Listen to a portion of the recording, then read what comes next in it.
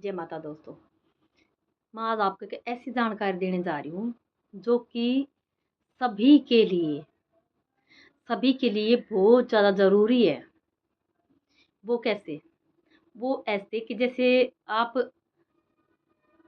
आपने जन्म लिया है धरती पर, और जो आप चाहे कितने अच्छे समय में पैदा हुए हो, चाहे कितने बड़े घर में पैदा हुए हो, या फिर जो आपकी जन्म कुंडली है वो कितनी अच्छी क्यों ना हो, आपके ग्रह चाहे कितनी मजबूत क्यों ना हो, लेकिन फिर भी जीवन में एक टाइम पीरियड ऐसा आता है कि जब आपको एक कार्य करने की बहुत ज़्यादा ज़रूरत पड़ती है।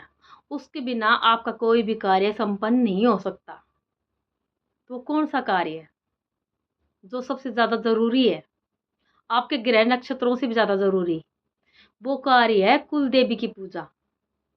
कुल देवी सभी की कुल देवी होती है।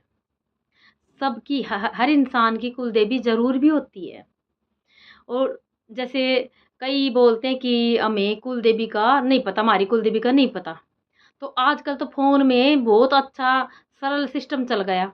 आप फ़ोन से पता कर सकते हैं गूगल पे अपना नाम और गोत्र, सॉरी, अब सिर्फ़ अपने गोत्र के नाम को बोल करके गूगल के ऊपर आप सर्च कर सकते हैं अपने गोत्र के नाम को बोल करके कि इस गोत्र की कुलदेवी कौन-सी है। ये बोल करके आप पता कर सकते हैं, गूगल पे आपको पता लग जाएगा कि आपकी कुलदेवी कौन-सी, अगर आपको नहीं पता तो। लेकिन ये ज़रूरी क्यों है?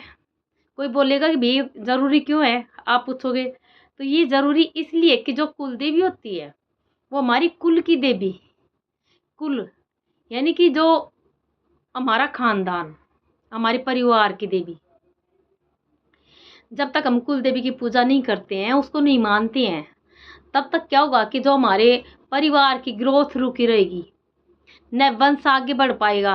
और वंश आगे बढ़ेगा तो क्या होगा कि उसमें भी कोई ना कोई दिक्कत, यानी कि या तो ब्याह शादी के अंदर कोई ना कोई रुकावट पैदा होगी, कोई भी मंगल कार्य में बाधा विघ्न उत्पन्न होंगे, ठीक ढंग से कार्य नहीं बन पाएंगे, और या फिर बच्चे उत्पन्न होने में दिक्कत होगी।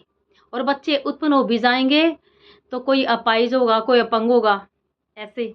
या फिर बच्चा ठीक भी होगा तो बच्चा कैसा निकलेगा कि उसको पूरा जीवन अपना वो बच्चा वैसे ही व्यर्थ अपना गवा देगा, और साथ ही समाज के अंदर कोई भी ऐसा काम ठीक ढंग का नहीं कर पाएगा, यानी कि अपने जीवन को बर्बाद कर लेगा।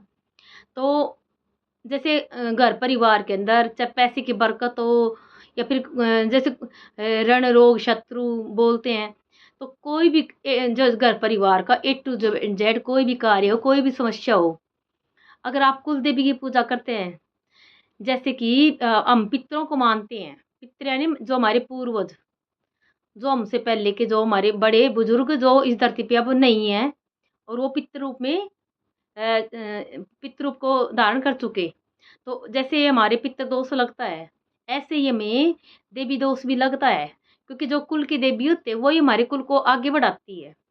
तो जब हम कुल देवी की पूजा करते हैं तो क्या होता है कि हमारे परिवार में सुख समृद्धि का वास होता है, और जो भी कोई मंगल कार्य है उनके अंदर कोई भी विघ्न बाधा उत्पन्न नहीं होती। साथ ही हमारे धन में हमेशा बरकत रहती है, परिवार में बढ़ोतरी, वंश बढ़ोतरी, और कोई भी कार्य ऐसा नहीं होता कि जो हमारा जिस कार्य के अंदर कोई भी रुकावट उत्पन्न हो।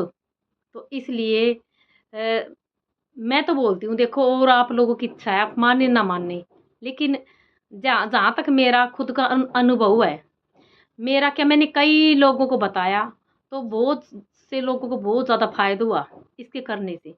क्योंकि सबसे पहले जो बोलते हैं कि देवताओं की पूजा करते हैं, सारे देवताओं की पूजा एक तरफ और कुल देवी की एक तरफ। जब तक आप कुल देवी की पूजा नहीं करोगे तब तक और देवता भी आपकी पूजा को ग्रहण नहीं करेंगे। चाहे आप ये प्रमाण आप करके देख लो, चाहे आप कितने देवताओं की पूजा कर लो, जब तक आप कुल देवी की पूजा नहीं करोगे तब तक वो देवता आपकी पूजा को ग्रहण नहीं करेंगे, न पितृ ग्रहण करेंगे आपकी पूजा को। तो सबसे पहले अपनी कुल देवी की पूजा करो, उसके बाद और देवताओं की, उसके बाद अपने पितरों की, फिर देखो आपके जीवन में चमत्कार। जय माता दी।